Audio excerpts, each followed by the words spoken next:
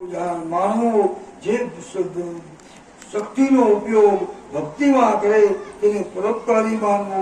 પરમાત્મા માટે કરો, કામ કરો, ભક્તિ કરો. શક્તિનો ઉપયોગ પરમાત્માની ભક્તિ માટે કરો તો તેનો સદુપયોગ ગણાશે. આ જ રીતે યાજ્ઞક અને મૈત્રીનો સંવાદ છે. યાજ્ઞક ઋષિ સંન્યાસ લેવાનો નિર્ણય કરે છે. તે બંને પતિ પત્ની મૈત્રી કાત્યાયની બોલાવીને કહે છે, મારે હવે સંન્યાસ લેવો છે, તેથી હું મારી સર્વ સંપત્તિ તમારી બે વચ્ચે વેચી આપું છું. મૈત્રી કહે છે, આ ધનથી હું મોક્ષ પામી શકીશ, હું અમર થઈ જઈશ. વાલ્મીકી કહે છે, ધનથી કદી મોક્ષ મળતો નથી, પણ જીવન જરૂરિયાતી વસ્તુઓ તથા બીજા ભોગ માટેના પદાર્થો મળી શકે છે, જેથી આનંદથી તમે જીવી શકશો. મૈત્રી કહે છે, જે ધનથી મોક્ષ ન મળે તે ધન મારા માટે નકામું છે, તમે આ સઘળું ધન કાત્યાયનીને આપો. મૈત્રીએ બ્રહ્મવાદથી તેને વાક્ય તેને બ્રહ્મ વિદ્યા ઉપદેશ આપે છે અને પછી કહે છે, મૈત્રીય ઘર પુત્ર પત્ની વગેરે જે બધું પ્રિય લાગે છે તે પોતાનું સુખને માટે નહીં, પ્રિય લાગે એવું કહી પરમાત્માને વંદન કરે છે.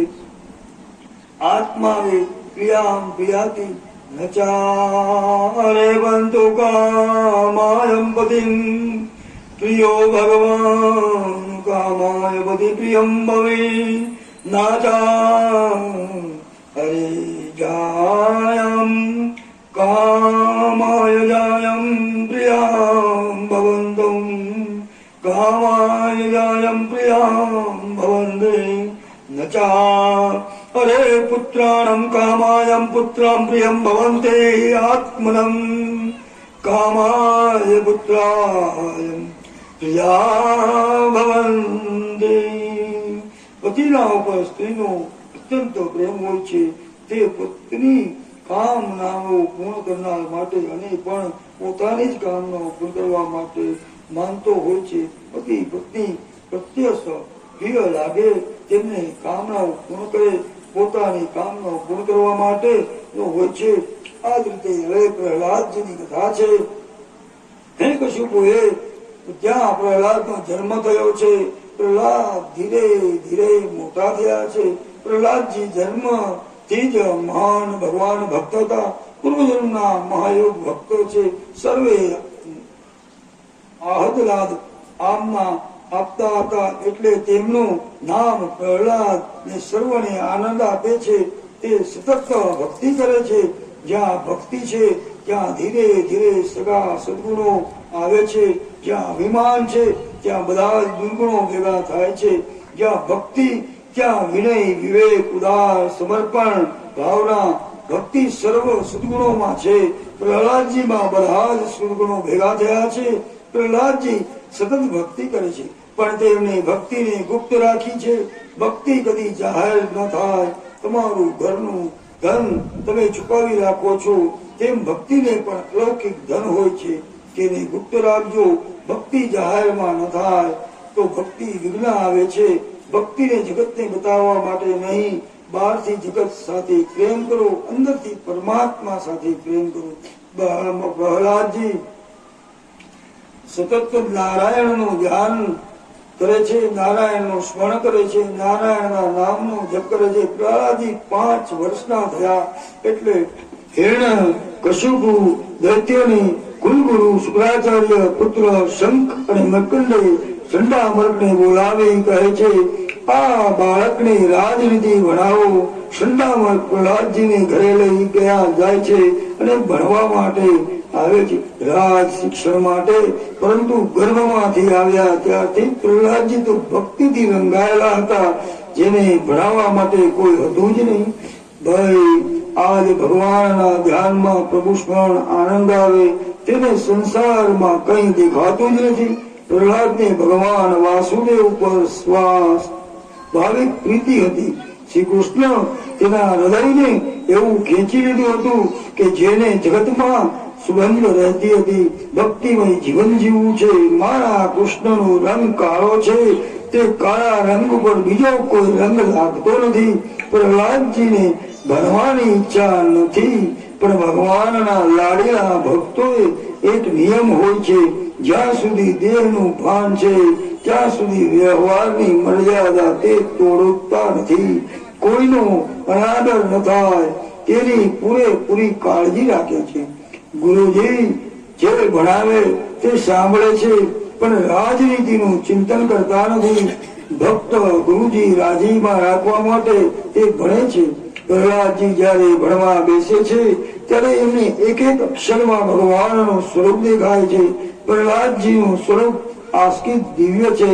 પ્રહલાદજીની સ્મરણ શક્તિ અલૌકિક છે. ગુરુજી જે પૂછે તેનો જવાબ આપે છે. ગુરુજી રાજી થયા છે. ગુરુજી વિચારે છે, મારો આજ વિદ્યાર્થી બહુ બુદ્ધિમાન છે, ઘણો ડાયો છે, દીર્ઘગંભીર છે, શાંત છે. 6 મહિના પછી તેઓ પ્રહલાદ તેના પિતાના દરબારમાં લઈ ગયા અને પ્રહલાદજીની પિતાએ પ્રણામ કર્યા. તેના હિરણ્યકશિપુએ તેને ગોદમાં બેઠાવી દીધો. કહ્યું, બેટા, તારા ભણતરને 6 માસ થઈ ગયા. તું ઘણા પાઠ ભણ્યો હોય, તેમાંનો એક ઉત્તમ પાઠ હોય તે મને કહે, મને ખબર પડે કે તું કેટલું ભણ્યું. પ્રહલાદજી વિચારવા લાગે છે કે ગુરુજીએ જે વિદ્યા ભણાવી છે તે ઉત્તમ નથી. ગુરુજીએ રોજ રાજનીતિ જ ભણાવી છે, શત્રુ સાથે કપટ કેવી રીતે કરવું તે ભણાવ્યું છે. પિતાજીનો ઉત્તમ પાઠ બોલવાનું કહે છે, તેથી મારે ઉત્તમ પાઠ બોલવો જોઈએ. પ્રહલાદજી બોલે છે, તન સાધુ મનેશ્વરમ સદા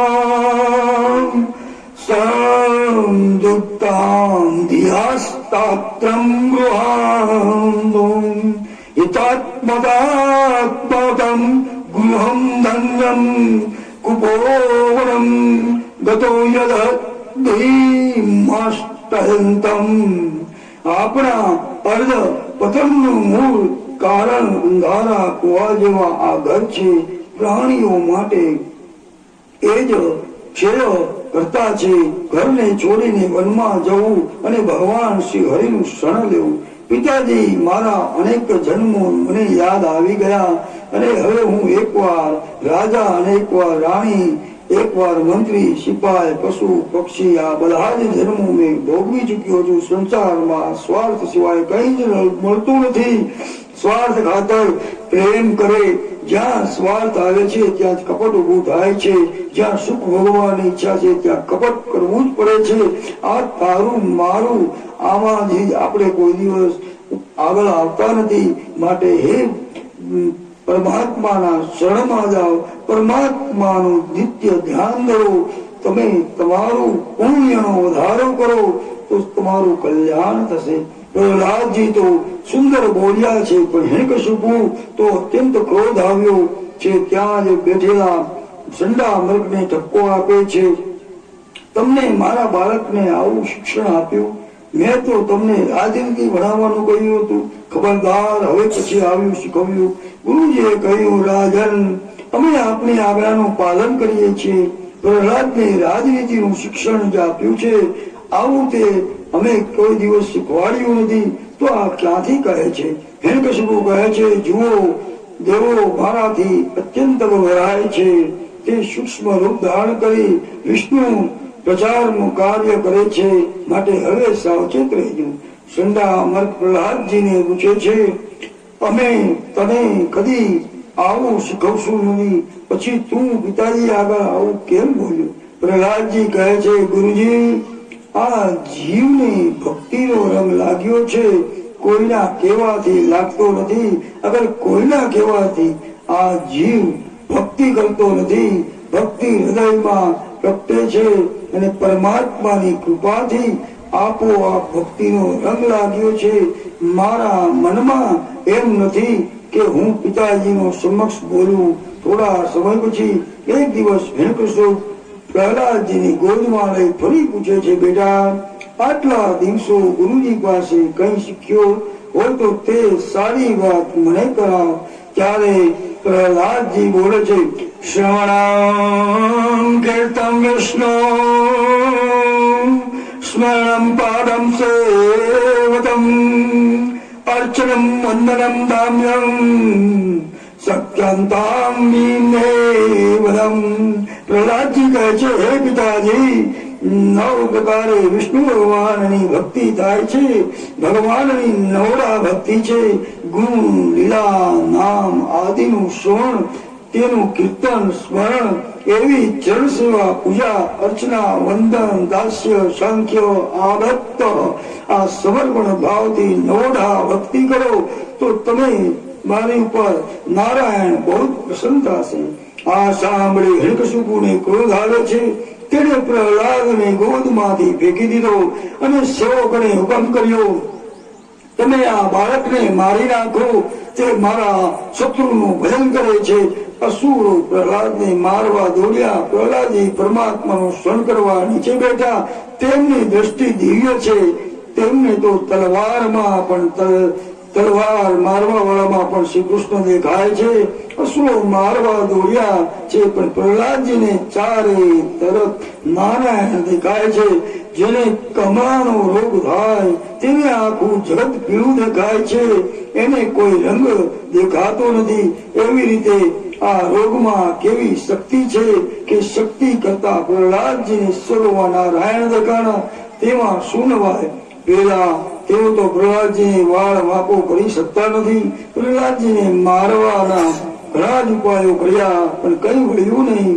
સર્વે ને સદભગવત ભાવથી જુએ. બાળકની બદલે બાળકૃષ્ણ ધારશો તો કનૈયો મળશે. કનૈયાની પાછળ લક્ષ્મી પણ આવશે. લૌકિક નામ રૂપમાં મન રૂપાય અસ્તિત્વ આવે અને ભગવાન તરફ પ્રેમ એ ભક્તિ સંસારમાં બાધક ન બને તેમનું ધ્યાન રાખવું. આંખમાં કામ અને મનમાં સ્વાર્થ રાખો. આ સ્વાર્થ રાખવાથી જગત તમને માનતે નહીં, પણ જગતમાંથી તમે ભક્તિ કરી શકશો નહીં. જગતમાં શ્રી કૃષ્ણ સિવાય કઈ જ સુંદર છે નહીં. બજારમાં 2 જણા ફૂલો લેવા ગયા છે. એક ભગવાનની પૂજા માટે ફૂલ લેવા ગયો છે, તેની ભક્તિ છે. બીજો પત્ની માટે ફૂલોની વેણી લેવા ગયો છે, તેની પણ આસક્તિ એક ભક્તિ છે. બીજાની આસક્તિ, એકને ઠાકોરજી શણગારવાની ભાવના છે તો બીજાને લાડલી પત્ની શણગારવાની ભાવના છે. બંનેની ક્રિયાઓ સેમ છે. ભક્તિ બીજાને આશિક છે, એકને શક્તિ ભક્તિ એ ભક્તિમાં છે. દૈત્યો પ્રહલાદને મારે છે, છતાં તેનો વાળ વાંકો થતો નથી. પ્રહલાદજી ભક્તિ દિવ્ય છે. પ્રહલાદ નિર્ભય થઈ અને પ્રહલાદજીને મારવા અનેક ઉપાયો કર્યા. હાથીઓને જેરી, સર્પોને અને સર્વ દંડ કરી જોયું, પણ પ્રહલાદજીને કઈ થતું નથી. ઊંડા ખાડાઓમાં પૂરવાથી, પાણીમાં ડુબાડવાથી, અગ્નિ નાખવાથી મૃત્યુ પામે અનેક ઉપાયો કર્યા. પ્રહલાદજી મળતા નથી. આથી હિરણ્યકશિપુને આશ્ચર્ય થયું, આ બાળક કઈ જાદુગર લાગે છે. આથી તેણે હુકમ કર્યો, તેને અંધારામાં કેદમાં રાખો, અંજળ આપશો નહીં. અંજળ વિના તે મરી જશે. પ્રહલાદજી અંધારા ઓરડામાં પૂરી દેવામાં આવ્યા, પણ તેમને જરા પણ બીક લાગતી નથી. તેમને થયું કે હવે હું શાંતિથી બેઠો બેઠો પરમાત્માનું સ્મરણ કરીશ. શાંતિથી કૃષ્ણ કીર્તન કરે છે. સુખમાં ભગવત કૃપાને અનુભવ કરો. સાધારણ વૈષ્ણવ, પરંતુ દુઃખમાં પણ ભગવાનનો અનુભવ કરો તો તમારી સેવા સમૃદ્ધ થઈ જશે. માટે વૈષ્ણવ દેવકી વસુદેવ ઉપર કેટલું દુઃખ પડ્યું, છતાં તેઓ ધીરજ છોડતા નથી. આપણા ઉપર સહેજ દુઃખ આવે છે તો આપણે પકડાઈ જઈએ છીએ. અતિશય દુઃખમાં પ્રહલાદ વિચારે છે, મારા ભગવાન મારી સાથે છે, પછી બીક શાની? બીક જેના લાગે તે ઈશ્વરથી દૂર છે. અંધારમાં પણ પ્રહલાદ કૃષ્ણ કીર્તન કરે છે. ભગવત પ્રેમમાં તે દેહ ભાન પણ રહેતું નથી, તો પછી ખાવા પીવાની તો શું વાત? માલિકને એક નિયમ છે, જગતમાં એક પણ જણ ભૂખ્યો રહે નહીં. તો વૈકુંઠમાં ભગવાન ભોજન કરતા નથી. એમનું નામ વિશ્વંભર છે. તેમને ભરણ પોષણ કરે, સર્વને તૃપ્ત કરે, એ પછી જ આરોગ્ય છે. આજે વિષ્ણુ ભગવાન લક્ષ્મીજીને પૂછે છે, જગતમાં કોઈ જીવ ભૂખ્યો હોય તો નથી? લક્ષ્મીજી કહે, બધાને મળ્યું છે, પણ તમારો ભક્ત પ્રહલાદ કેદમાં ભૂખ્યો છે. ભગવાન કહે, દેવી તેને માટે જલ્દીથી પ્રસાદ મોકલો. લક્ષ્મીજીએ સેવકોને આજ્ઞા કરી, કેદમાં જઈ પ્રહલાદને પ્રસાદ આપી. આવો સોનાના થાળમાં લક્ષ્મીજીએ સુંદર પ્રસાદ મૂક્યો. પાર્ષદ સાથે મોકલ્યા. પાર્ષદ તે પ્રસાદ કારાગૃહમાં પ્રહલાદ પાસે જઈ જાય છે. પાર્ષદે કહ્યું, આ પ્રસાદ લક્ષ્મીજીએ ખાસ તમારા માટે મોકલ્યો છે. પ્રહલાદજીને આનંદ થયો, મારી માએ મારા માટે પ્રસાદ મોકલ્યો છે. મારી બહુ કાળજી રાખે છે, તેમને મારી કેટલી ચિંતા છે. આ પ્રસાદ આખી ચાલ્યા નહીં. પ્રસાદ વંદન કરી ભગવાનનું સ્મરણ કરતા કરતા પ્રસાદ આરોગવા લાગ્યા. આ તો વૈકુંઠનો પ્રસાદ હતો. તેમાંથી કેસર કસ્તુરીની સુગંધ આવતી હતી. હિરણ્યકશિપુના સૈનિકો કારાગૃહની બહાર પહેરો ભરતા હતા. તેમના મોઢામાં પાણી છૂટવા લાગ્યા. તેમણે જઈને હિરણ્યકશિપુને ખબર આપી, દરવાજો બંધ છે, પહેરો ભરીએ છે, પણ પ્રહલાદ અંદર કંઈક ખાય છે, કંઈક કડબડ છે એવું લાગે છે. હિરણ્યકશિપુ ક્રોધમાં દોડતો આવ્યો, લાત મારી દરવાજો તોડી નાખ્યો. અંદર જઈને જુએ છે તો પ્રહલાદજી પ્રસાદ ખાય છે. તે પૂછે છે, સાચું બોલ, તને આ કોણે આપ્યું? પ્રહલાદજી કહે છે, માના ઉદરમાં હતો ત્યારે જેમણે મને આપ્યું એને જ મને અટાણા આપ્યું છે. માટે હે હિરણ્યકશિપુ વિચારે છે, આ કોઈ ઉપાય મળતો નથી. આ બાળક મને મારવા માટે આવ્યો છે કે શું? ગભરાયા છે ત્યાં જ સિંચાર્ય આવે છે. રાજા નિશ્ચિત ચહેરો જોઈ તે કહે છે, એ તો બાળક છે, થોડા દિવસ પછી ભૂલી જશે. અમે તેને ઋણપાશમાં બાંધી રાખીશું. 4 મહિના પછી શુક્રાચાર્ય આવશે ત્યારે એ જેમ કહેશે તેમ કરશું. સંડા મર્ક પ્રહલાદજીને વરુણપાશમાં બાંધીને આશ્રમમાં લઈ આવ્યા. તેને ત્યાં રાખે છે. આશ્રમમાં ઘણા રાક્ષસ વિદ્યાર્થી ભણે છે. તેમની સાથે વાતો કરવામાં પ્રહલાદજી ખૂબ જ આનંદ આવે છે. સંડમાર્ગ તે બધા જ બાળકોની રાજનીતિ ભણાવતા. એક દિવસ ગુરુજી બહાર ગયા ત્યારે બધા બાળકો દડો રમવા તૈયાર થયા. પ્રહલાદજીને તો બાળકોને કહે છે, તમે અહીં આવો, આજે હું પણ તમારી સાથે નવીન રમત રમીશ. બધા બાળકો પ્રહલાદ પાસે વીંટળાઈને બેસી ગયા. પ્રહલાદજી બધા બાળકોને ભાગવત ધર્મનો ઉપદેશ કરે છે. આજ મિત્રો, આ સંસારમાં મનુષ્ય જન્મ અતિ દુર્લભ છે. મનુષ્ય શરીર વડે અતિશય પરમાત્માની પ્રાપ્તિ થાય છે. આ મનુષ્ય દેહ તમે જો ભગવાનની ભક્તિ કરશો તો તમે સાતે ભવ કરી જશો. આ જ રીતે સર્વ કામનાઓ પરિપૂર્ણ થાય છે. બાળક સૌને રાસ કરાવે છે. જ્યાં આપણા મસ્તકો, જ્યાં શરીર સુધી શરીર રૂપી આ ઘર સ્વસ્થ સુધારણ આક્રમણ થયું નથી, ઇન્દ્રિયો શક્તિ ક્ષીણ થઈ નથી, આયુષ્યમાન ક્ષય થતો નથી, ત્યાં સુધીમાં બુદ્ધિમાન મનુષ્ય પોતાના આત્મકલ્યાણ માટે પ્રયત્ન કરવી લેવો જોઈએ. ઘરમાં સર્વે લાગે ત્યાં પણ તેને સર્વ કામ હોવું જોઈએ. તતો પતૈણમ કુશલમ ક્ષયાયમ મયાક્ષિતમ શરીરમ પૌરુષમ યાવનમ વિપદ્ધતે પુષ્પકમલમ. આપણા મસ્તક પર અનેક પ્રકારના ભયો સવાર થયેલા છે. તેથી આ શરીર કે જે ભગવત પ્રાપ્તિ માટે પર્યાપ્ત છે, રોગ શોક તો બની મૃત્યુને વશ થઈ જાય છે. મહિલા બુદ્ધિમાન પુરુષો પોતાના કલ્યાણ માટે પ્રયત્ન કરી લેવો જોઈએ. મનુષ્યએ ભક્તિ કરી લેવી જોઈએ. પ્રહલાદજીનું ચરિત્ર આપણને બોધ આપે છે.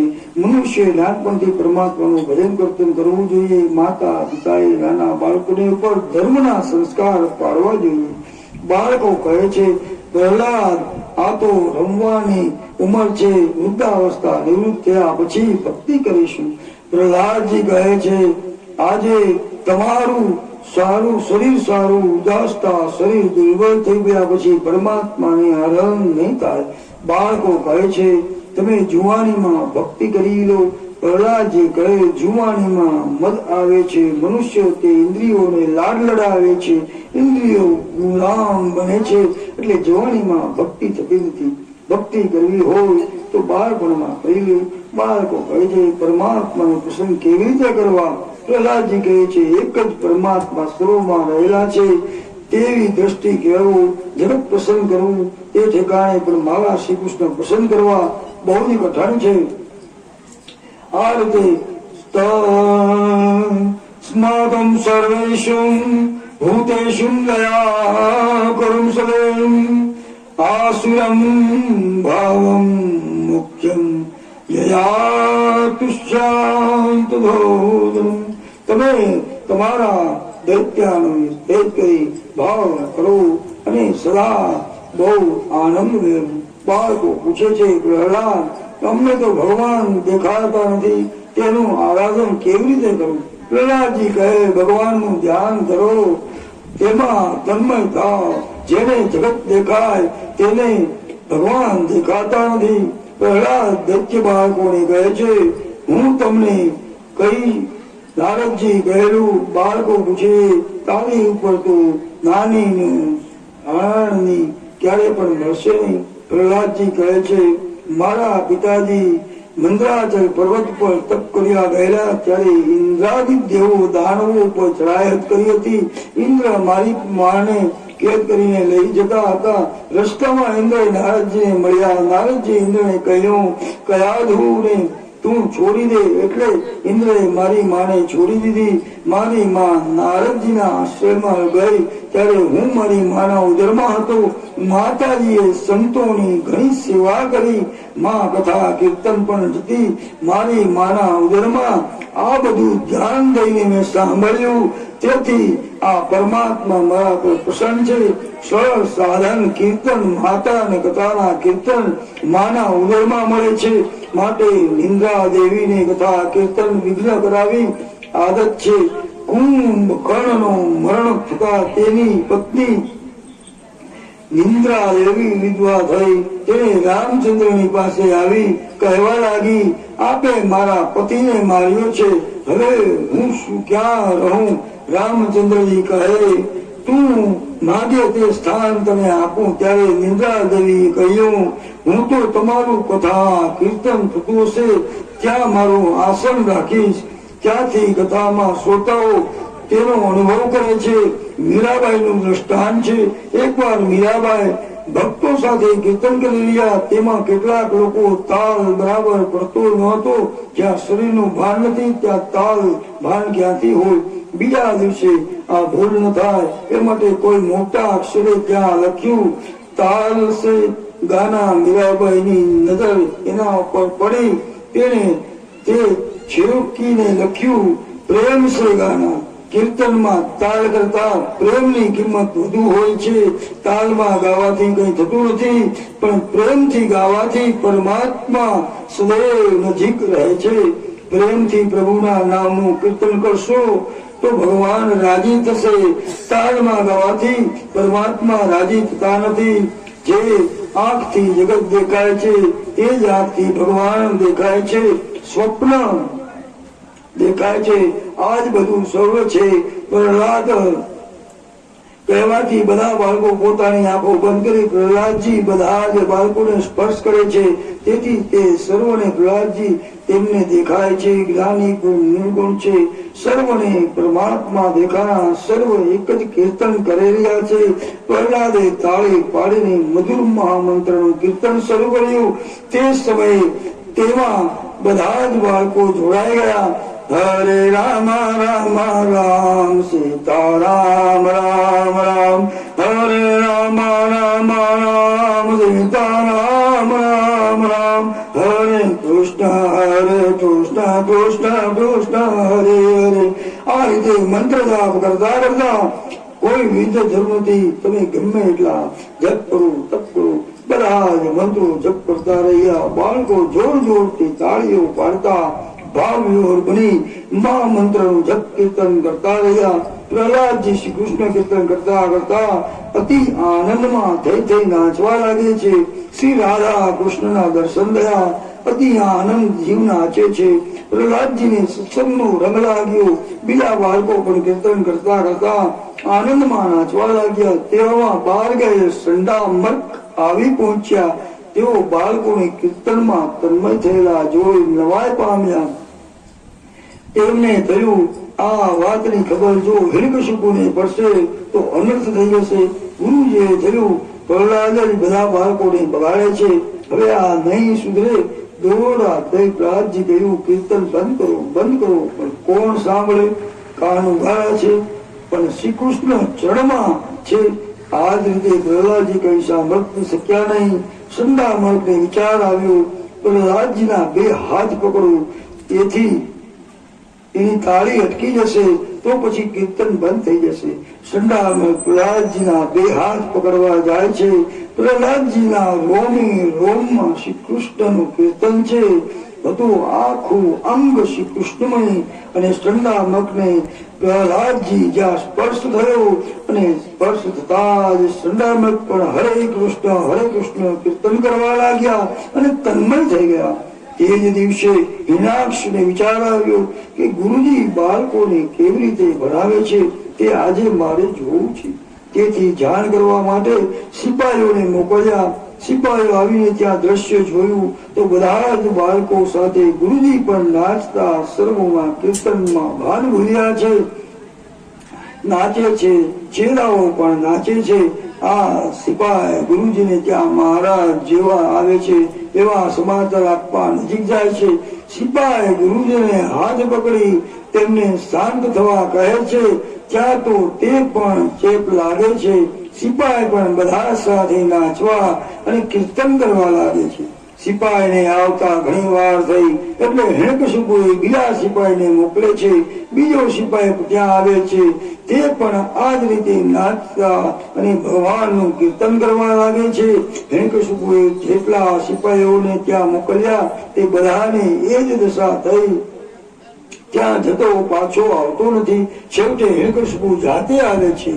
તેને જોયું તો ગુરુ, ચેલા, રાજસેવકો બધા જ સંકીર્તનમાં તન્મય બની નાચે. હિરણ્યકશિપુને આશ્ચર્ય થાય છે, આ શું બધા મારા શત્રુ કીર્તન કરે છે? એને ગુસ્સે થઈ જોરથી ઝાડ નાખી આ બધું જ શું માંડ્યું છે? આશ્રમમાં આ શાની ધમાલ માંડી છે? આમ કહી પોતાના એક સિપાહીનો હાથ પકડી તેને ખેંચે છે. હિરણ્યકશિપુ આ સ્પર્શથી કોઈ જાતનો ચેપ ન લાગ્યો, કારણ કે તે કંડમ વીજળીનો ગોળો છે. ઇલેક્ટ્રિક બલ્બ જો તમારો હોય કરંટ લાગે, પણ બલ્બ નકામો હોય તેને કરંટ લાગતો નથી. આમ સંસ્કૃતમાં સૌ રાજી થયા છે. અને પિતાજી જેના બળ પડે તમે બોલો છો તે જ પરમાત્મા નારાયણ છે, તે સર્વત્ર છે. પિતાજી તમે માનો છો કે તમે વીર છો, પણ જે કામ ઉપર વિજય મેળવે છે તે અંદરના શત્રુઓને મારે છે એ જ વીર છે. જેને મન જીત્યું છે તે વીર. મહાશત્રુ મારે તે વીર નથી. કામાદી 6 ચોર તમારા મનમાં બેઠા છે. તમારા વિવેકરૂપી ધનને લૂંટી ગયા છે.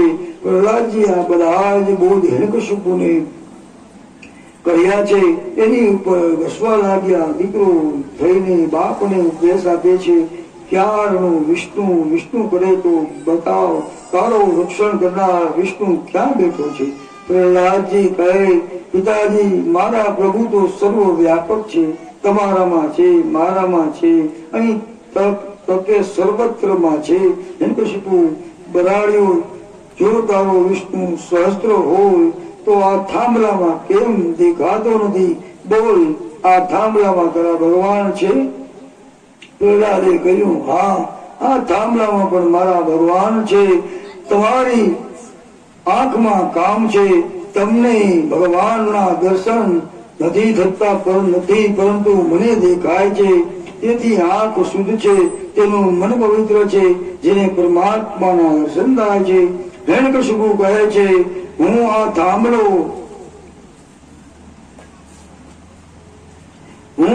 આ થાંભલાને તોડીને મારા ભગવાનને મારી નાખીશ. હું મારા અખાડામાં જઈને 1000 મણના ગદા લઈ આવું છું. આજે પણ થાંભલો તોડી ફોડી નાખું. અંદર વિષ્ણુ બેઠો હોય તો તેને મારીશ. પછી હું તને મારવાનો છું. હિરણ્યકશિપુ ક્રોધમાં દોડતો ગદા લેવા ગયો. પ્રહલાદજીનું હૃદય ભાગવત ભાવમાં પીગળાયું. કૃષ્ણ કીર્તન કરતા કરતા બાળકો દોડ્યા. પ્રહલાદજી સત્સંગ ગુણ, હિરણ્યકશિપુની તમોગુણ યુદ્ધ છે. સતોગુણ અને તમોગુણ બંને સતોગુણોને એટલે કે પરમાત્મા પ્રગટ થાય છે. પ્રહલાદ કૃષ્ણ કરતા દોડીને સ્તંભની ભેટી પડ્યા છે. અંદર બહાર મારા વિષ્ણુ બેઠા છે. પણ બાળક જે મનમાં થોડી શંકા થઈ, આ થાંભલો ભરેલો છે, ધન છે, તે શું થાંભલા મારા ભગવાન રહેલા હશે? મેં તો કઈ થાંભલામાં મારા ભગવાનને બાળક પરમાત્મા મનાવે છે. મારું વચન સત્ય છે, કરો માટે આ થાંભલામાં પ્રગટ થવું. આજે ભગવાન થાંભલામાંથી પ્રગટ ન થાય તો મારા ભગવાનને સર્વ વ્યાપક કોણ બનાવશે? પ્રહલાદજી ધીરે ધીરે રહીને થાંભલામાં આગળ કાન માંડ્યો તો તેમાંથી ગુરુ અવાજ આવતો સંભળાયો. આથી તેને ખાતરી થઈ ગઈ કે મારા ભગવાન બિરાજેલા છે. હર્ષિત થઈ થાંભલાને વળગી પડે છે. તે અંદરથી તેમને આશ્વાસન મળે છે કે હું અંદર બેઠેલો છું, તારું રક્ષણ કરીશ, તું જરાય ગભરાઈશ નહીં. બાળક આનંદમાં કીર્તન કરતો નાચવા લાગ્યો. ત્યાં તો ગુસ્સો ભરે હાજર મનની ગદા લઈ હિરણ્યકશિપુ આવે છે અને કહે છે, બતાવ તારા ભગવાન ક્યાં છે? પ્રહલાદ નિડર થઈને કહે છે, આ થાંભલામાં મારા નારાયણ વિરાજમાન છે. નરસિંહ ભગવાનનું પ્રાગટ્ય છે. હિરણ્યકશિપુ ને શિવનું નાશ છે. અતિશય ક્રોધમાં આવે હિરણ્યકશિપુ થાંભલા પર જેવો જોરથી મુષ્ટિ પ્રહાર કર્યો, ત્યાં થાંભલામાંથી નરસિંહ ભગવાન ગુરુ એવા ભયંકર અવાજ કરતા પ્રગટ થયા. તે નરસિંહ ભગવાન સિંહ જેવું, સિંહ માનવ જેવું, આંખો લાલ, દાડો ભયંકર. આવી રીતે હિરણ્યકશિપુની ખાતરી થઈ ગઈ, આ તો મારો કા છે. બોલો શ્રી નરસિંહ ભગવાનની જય. આવી રીતે જયારે નરસિંહ ભગવાન પ્રાગટ્ય થયું અને સૌ શ્રી નરસિંહ ભગવાન વંદન કરવા લાગ્યા. ગભરાયેલા હિરણ્યકશિપુએ એક અક્ષર બોલી શક્યો નહીં. નરસિંહ ભગવાને તીક્ષ્ણ નખ વડે હિરણ્યકશિપુને ચીરી નાખ્યો. ત્યારે દેવો ગંધર્વો વગેરે નરસિંહ ભગવાનનો જય જયકાર કરવા લાગ્યા. બોલો શ્રી નરસિંહ ભગવાન. બ્રહ્માજીને અર્પણ વરદાન પાલન થયું. છતાં હિરણ્યકશિપુ મર્યો નહીં. ભગવાન મારે તેને કોઈ બચાવી શકે નહીં. મનુષ્યના દુઃખનું કારણ દેહ અભિમાન છે. શરીર એ ઘર છે. શરીર અંદરથી જીવ ઉમેરો, અંદરથી બહાર આવે. અભિમાન મારવું તો જીવ ઠાકોરજીને ચરણમાં રાખો. સ્તંભમાંથી નરસિંહ રૂપે પ્રગટ્યા છે. આ જ રીતે કહે છે કે પંજાબના મુલગામ શહેરમાં હિરણ્યકશિપુની રાજધાની હતી. ત્યાં નરસિંહ સ્વામીનું પ્રાગટ્ય થયું હતું. આથી પંજાબના લોકો પોતાના નામની પાછળ સિંહ લગાડે છે. તેઓ સિંહ જેવા બળવાન છે. પંજાબના લોકો આજે પણ શક્તિશાળી છે. ગુજરાતના લોકો બકરી જેવા થયા છે. એટલે ભૂસું ખાઈને, ચા પીને તેમાંથી શક્તિ ક્યાંથી આવે? પંજાબ લોકો દૂધ, લસ્સી ખૂબ જ ઉપયોગ કરે છે. ગુજરાતના યુવાઓને કહો કે બસેર દૂધ બીજ પી જશે તો તે નહીં પીવે. આ રીતે નરસિંહ ભગવાન થાંભલામાંથી ગુરુ વાત કરી જગતને બોધ આપ્યો. અને ગુરુ વગર ભગવાન દર્શન થવા દુર્લભ છે. માટે સર્વે ગુરુની સંતોની કૃપા હોય તો જ પરમાત્મા મળે. ગુરુની કૃપા વગર કોઈ દિવસ પરમાત્મા પ્રાપ્ત થતા નથી. માટે ગુરુ બ્રહ્મા, ગુરુ વિષ્ણુ, ગુરુદેવો મહેશ્વરા, ગુરુ સાક્ષાત પરબ્રહ્મા, તસ્મૈ શ્રી ગુરુવે નમઃ. નામને સ્મરણ કરો. નામદેવનું દૃષ્ટાંત એકવાર મહારાષ્ટ્રમાં બધા જ સંતો ભેગા થયા મુક્તિબાઈના ગોરા કુંભારની ભક્તિ સંતિ પરીક્ષા કરવા જાણે નામદેવ અભિમાન થયેલું.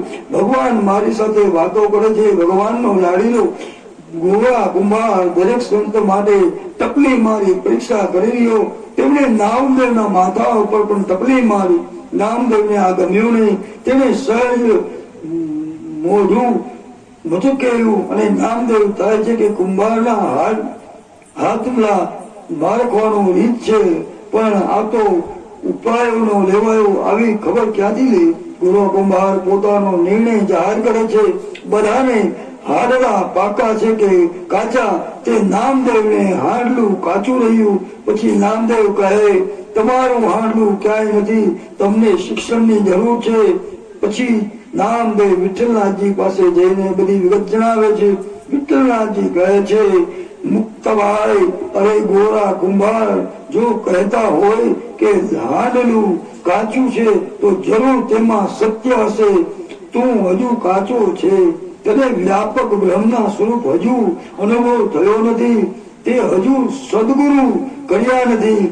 આ માટે તું મંગળ વેળામાં રહેતો ભક્ત વિશોબા ખાચર પાસે જા, તે તને બોધ આપશે. નામદેવ વિશોબાને ત્યાં જાય છે.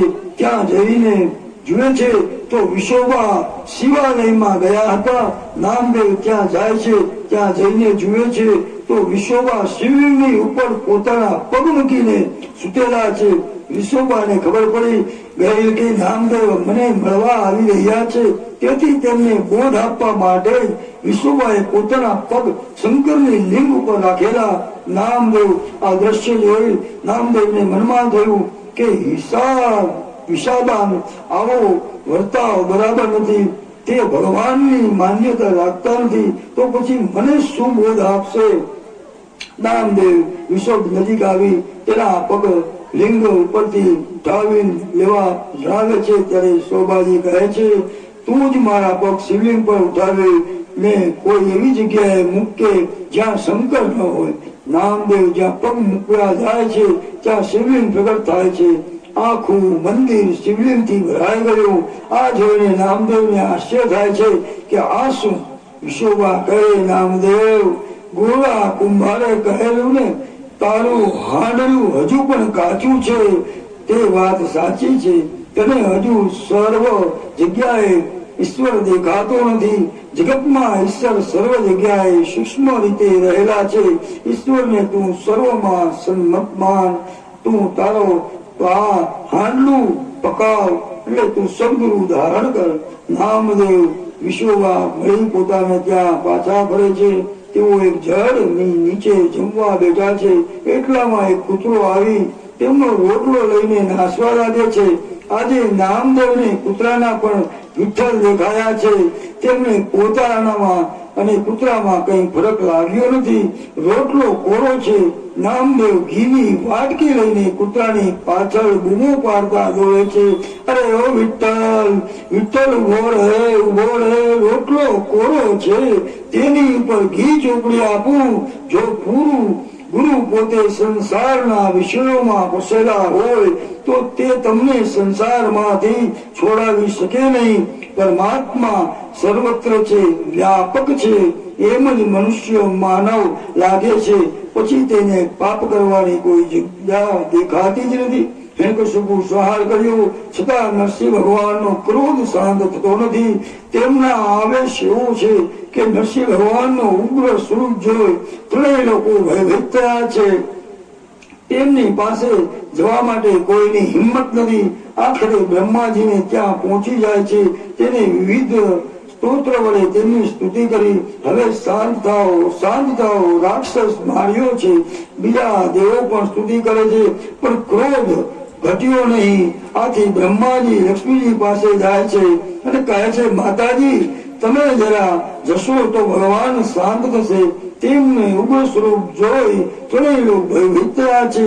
લક્ષ્મીજી વિચારે છે કે હું ત્યાં જઈશ એટલે મારા નાથ મને જોઈને શાંત થઈ જશે. તે ત્યાં ગયા તો પણ નરસિંહ ભગવાનનો ક્રોધ શાંત થયો નહીં. તો પણ તે લક્ષ્મીજી ઓળખતા જ ન હોય, કોઈની વિનંતી કે સ્તુતિ સ્વીકાર થયો નહીં. ત્યારે બ્રહ્માજીને પ્રહલાદને કહે, બેટા, તારા માટે ભગવાન પ્રગટ થયા છે. તું એમને શાંત કર. નરસિંહ સિંહ બાળક સિંહની ગભરાય નહીં. પ્રહલાદ બે હાથ જોડી ભગવાનની નજીક જાય છે ને તેમના ચરણોમાં સાષ્ટાંગ વંદન કરે છે. પ્રહલાદજીને જોતા જ ભગવાનની આંખો ભીની થઈ ગઈ. હૃદય પીગળવા લાગ્યું. તેને હિરણ્યકશિપુ માટે વ્રજ કરતા કઠણ છે, જ્યારે પ્રહલાદજી માટે માખણ કરતા કોમળ થયા છે. તેમણે પ્રહલાદજીને ઉઠાવીને ગોદમાં લીધા અને વાત્સલ્ય ભાવે પ્રેમ તેમનું શરીર ચાટવા લાગે છે. પરમાત્મા પ્રસન્ન કરવા શુદ્ધ પ્રેમ જોઈએ. શબ્દ જ્ઞાનની જરૂર નથી. ઘણી વાર શબ્દ જ્ઞાન પરમાત્માને ભજન કરવામાં વિઘ્નરૂપ થાય છે.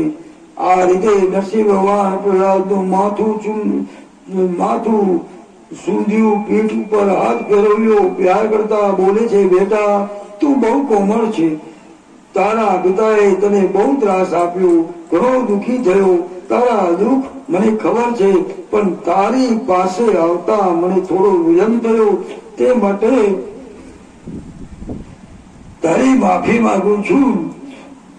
પ્રહલાદની ભક્તિ એટલી દિવ્ય હતી. આજે ભગવાને તેને માફી માંગવી પડે છે. ગાય જેમ પોતાના વાછરડાને ચાટે તેમ અતિ પ્રેમ ભગવાન પ્રહલાદજીને ચાટવા લાગે છે. પ્રહલાદજીના ચરણમાં વારંવાર વંદન કરે છે. પ્રભુ આવું જ બોલો, તમે માલિક છો, હું તમને સેવક છું. સર્વ કાર્ય સક્ષમ કરો, જરા હું સત કરું. હું તો તમારા સ્મરણનું દર્શન તો વંદન કરું છું. પ્રહલાદની મધુર સાંભળી નરસિંહ ભગવાનને આનંદ થયો.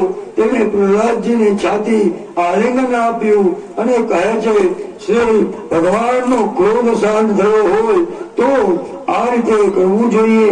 આમ સર્વ કાર્ય ભગવતનું થાય છે. સેવ સ્મરણ ભજનથી પ્રસન્ન થાય છે. તન્ના પદમાં નામો વૈભવ આ ઠાકોરજીના ચણા પોતરા ધરાવે છે. ઠાકોરજી હોશે હોશે કહે છે. પરમાત્માને તો ભાવના ભૂખ્યા છે, એને કઈ જોતું નથી. આ તો આપણે એમ કહી છે કે આપણે દીધું. પરમાત્મા નું દીધેલું આપણે કહીએ છીએ. આપણે એમને કઈ આપી શકતા નથી. પરમાત્મા આ પ્રહલાદ જગત હવે સૌ સિદ્ધ થયું. નરસિંહ ભગવાન રૂપે પ્રગટ થયા. પરમાત્મા સર્વ કાળ સર્વ વિરાજેલા છે. આ જ રીતે પરમાત્માનું ચિંતન કરો. તે ચિંતન કરી ભક્તિમય જીવન વિચારવું જોઈએ. આજ જ્યારે ત્યારે આ પરમાત્મા સર્વમાં રહેલા છે, તેને સર્વ સુખ કરો. ઠાકોરજીને હંમેશા હૃદયમાં બિરાજમાન રાખો. મહાત્મા શિષ્યનું એક દ્રષ્ટાંત. આવી જ રીતે પરમાત્મા સર્વનું કલ્યાણ કરે છે. એકાંત જગ્યા બેસો, પરમાત્માનું સ્મરણ કરો. અને ગુરુજી નક્કી કર્યું કે આ બીજો શિષ્ય લાયક છે. આ ગુરુજી પાસે પાછા આવ્યા. પરમાત્મા સર્વ વ્યાપક શાસ્ત્રો લખ્યા છે, બીજાને જ્ઞાન આપેલા છે. ગુરુજી નક્કી કર્યું આ બીજો શિષ્ય છે. પહેલો કથા કરે છે, પણ ઈશ્વર વ્યાપક સ્વરૂપને સમજતો નથી. કથા કરવી સહેલી છે, પણ ઈશ્વર સર્વમાં છે તે સમજાવવું એ બહુ જ કઠણ છે.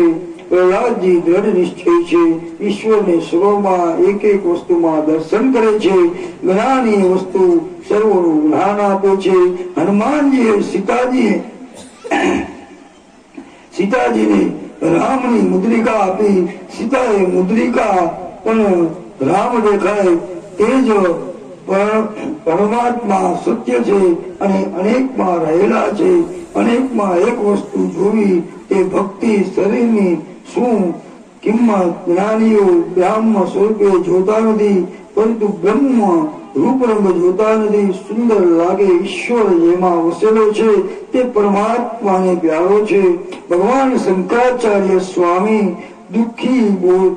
દુઃખીથી બોલ્યા છે, લોકો માણસની મીમાંસામાં રહે, પરંતુ આત્માની મીમાંસા કોઈ કરતું નથી. ગૃહસ્થ અને મહાત્માનું દ્રષ્ટાંત છે. એક સદગ્રસ્તે આદતરી કોઈ પણ સાધુ સંતને જમાડ્યા વગર પોતે જમતા નહીં. એક વાર બન્યું એવું કે મહાત્મા ફરતા ફરતા ત્યાં આવી ચડ્યા. સદગુરુસ્તને તેમને જમવા બેસાડ્યા. પછી ખ્યાલ આવ્યો કે ઘરમાં દૂધ નથી. તેમને નોકરને દૂધ લેવા મોકલ્યા. થોડી વારમાં નોકર પાછો આવ્યો અને પૂછે છે, કાળી ગાયનું દૂધ લાવું કે સફેદ ગાયનું દૂધ લાવું? શેઠે ગુસ્સામાં આવી નોકરને એક